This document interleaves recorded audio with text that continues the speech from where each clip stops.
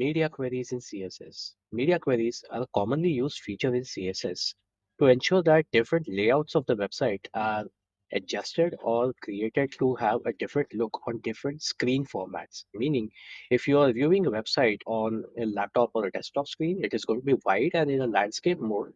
But if you are viewing it on your mobile phone screen or a smaller device, or let's say you have a device which has a foldable screen and you fold the device screen, the website should appear in a certain manner so that the content is not disrupted too much and is well aligned for the comfort viewing.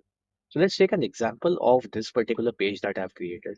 As you can see, there is a simple heading on the top, and there is also one div which is aqua color in background, and there are two divs which are consuming 50% of the width space available to them, and they are aligned to be displayed as inline flex. And at the bottom, we have this text which says this line will not appear in print dialog. So first of all, I want to see how this appears in print. So number one, it appears in print as it is. The content also is visible. And let's see how this appears on different mobile screens. Now, of course, I'm recording this video on my desktop and I do not wish to transit between two different devices. So I can always test this out using the DevTools option in my browser, where this icon over here allows you to toggle between mobile device views. Or you can simply press down Ctrl Shift M. The shortcut might differ to different operating systems, such as Apple, but this is the common icon, at least on Chrome and Edge. So when I hit here, it has now gone to responsive display format, and I can simply choose to have a display format which is specific to certain phone hardware. So let's choose one of the popular phones, like we have the Samsung Fold, or we have the iPad Mini, or Apple 12 Pro. Let's go for Apple Pro 14 Pro Max. Now, of course, this is zoomed out a bit, which I am going to zoom in now. Yeah.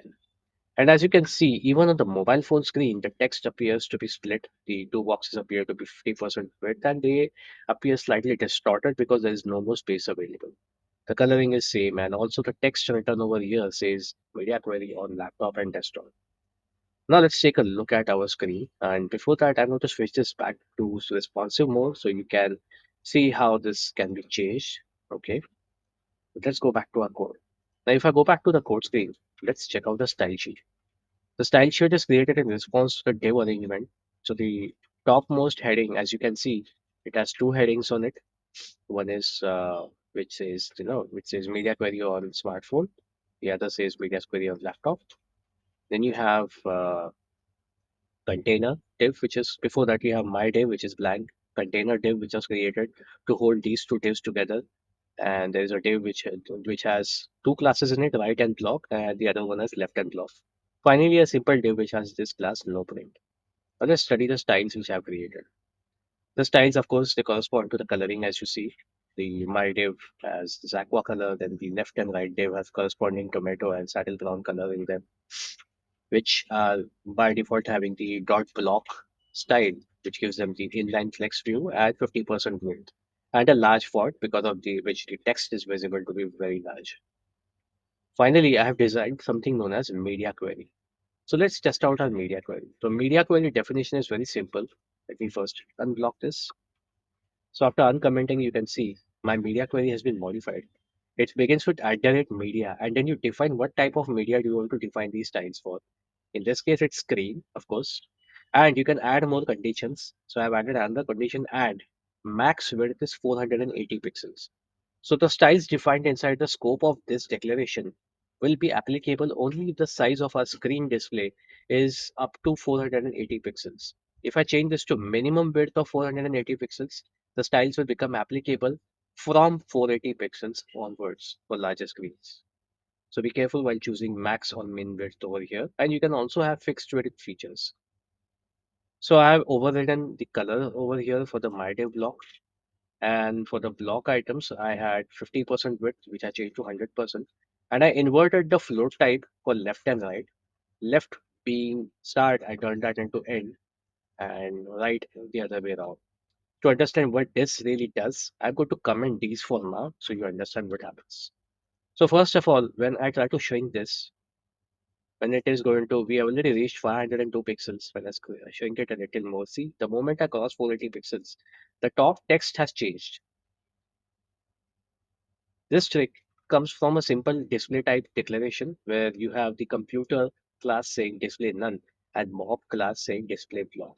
These are the classes which I have applied to the headings which contain the text media query for smartphone slash tablet and media query for laptop slash desktop. These are both classes defined with either mob or computer. And in our media query, the computer was turned to display none and mob was turned to display block. So please note that this class name computer is just a choice, a word of my choice. You can name it as anything you want. This is for the convenience of understanding that I named it as computer. Now, in this case, you also see that when you shrink, the right box appears on top and the left box appears on at the bottom because in our declaration, we have declared the right block first. So 100% width is going to appear first. Now to invert that, I can make use of this float type reversal inside my media query. And you must have noticed that inside the media query declaration, I have redefined the classes inside all over again. So all the classes that you are going to override or change have to be redefined or named again inside the media query block. So once applied this change, now when I move this closer, you see the right box appears on top, left box appears on bottom.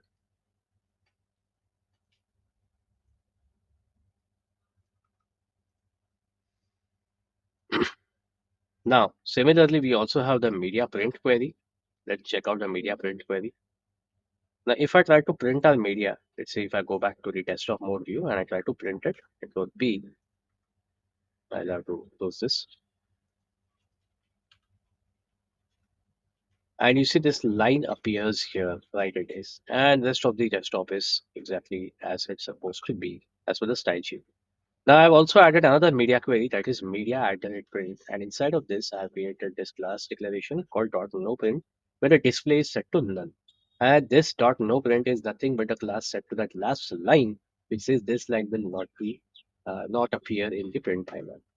So let's say I hit Control P again on this document and you see that last line is no more visible in my print dialog. So if I print this even into a PDF or I print it on a regular printer, none of this is going to be printed. None of this, I mean, whatever text was written at the bottom.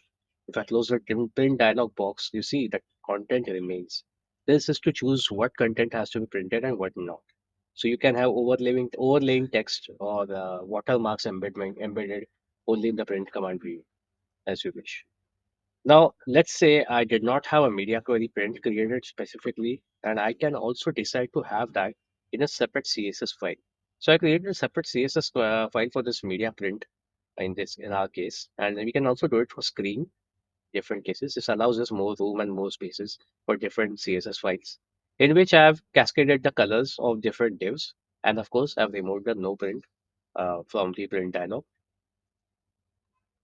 Now, at the beginning, I have to also link that style sheet with a condition. So the linking of style sheet is very simple. You link it like any other style sheet using the link with the relation of style sheet and href of the exact location of the file. But you also add another attribute known as media, which basically defines the media conditions. So you could also choose to have media screen with specific width or min width or max width. In my case, I've chosen print. So when I apply this style, and mind it, if you're applying this style, make sure to remove @ media print declarations within the same document, if any, because it will be overridden. If I try to now refresh this document, and I'm going to try to print it, and in print view, you see the color of these boxes have also changed, and the bottom has disappeared. For example, the left and right box was somewhat red and brownish in tone, and the top box was blue in tone.